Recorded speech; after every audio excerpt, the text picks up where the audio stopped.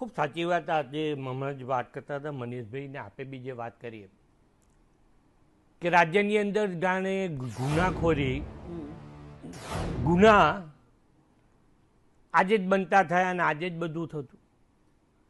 વાત આપણે ક્યાંથી ક્યાં શરૂ કરવી છે ને ક્યાં પૂરી કરવી. હું એવું નથી કહેતો અત્યારે પણ અહીંયા બેઠા બેઠા બહુ જવાબદારીપૂર્વક બહુ સભાનતાપૂર્વક કહું છું, સીધી વાત બી કહું છું કે બનતા ગુનાને અટકાવવાનું કાર્ય એ રાજ્યની સરકાર, રાજ્યનો ગૃહ વિભાગ કરી રહ્યો છે. એ કરી રહ્યો છે ત્યારે આપણને એમ થાય કે છેલ્લા 30 વર્ષની અંદર રોજ સાંજ પડે અખબારોમાં માત્ર નિવેદનો આપવા, ટીવીમાં માત્ર વાતો કરવી, ભારતીય જનતા પાર્ટી સરકારને બદનામ કરવાની વાતો કરવી, પોલીસનું મનોબળ તોડવાની વાતો કરવી, મક્કમતાથી 30 વર્ષની અંદર એક સારું કામ નથી થયું.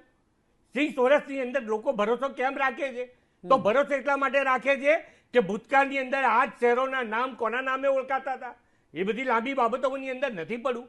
આજે આપણે જોવા જઈએ, હું એ પહેલા કીધું એ પ્રમાણે કદાચ ગુનો બને છે તો ગુનાની પાછળ એને સજા માટેના જે પગલા દેશ આઝાદ થયો એ પહેલાના કાયદા હતા, એ કાયદાની અંદર સુધારા કરવાનું કામ એ રાજ્યની સરકારે એ કરી રહી છે. માટે લોકોને ભરોસો છે, માટે લોકોને વિશ્વાસ છે. છેલ્લા 5 વર્ષમાં મહિલાઓ સામેના ગુના બમણા થઈ ગયા છે. હું એક એટલે જો આટલું બધું કામ થાય છે તો બમણા કેમ થયા? ઘટવા જોઈએ કે એ આ જ ગુનાઓની વાત કરતા હતા. હમણાં મનીષભાઈએ વાત કરી કે આપે બી વાત કરી કે સજા આપવાનું કામ તો એ ન્યાયાલયનું છે, પણ એ સજાની અંદર ચાર્જશીટ મૂકવાનું કામ 24 કલાકની અંદર આ પોલીસ અધિકારીઓએ કર્યું હોય.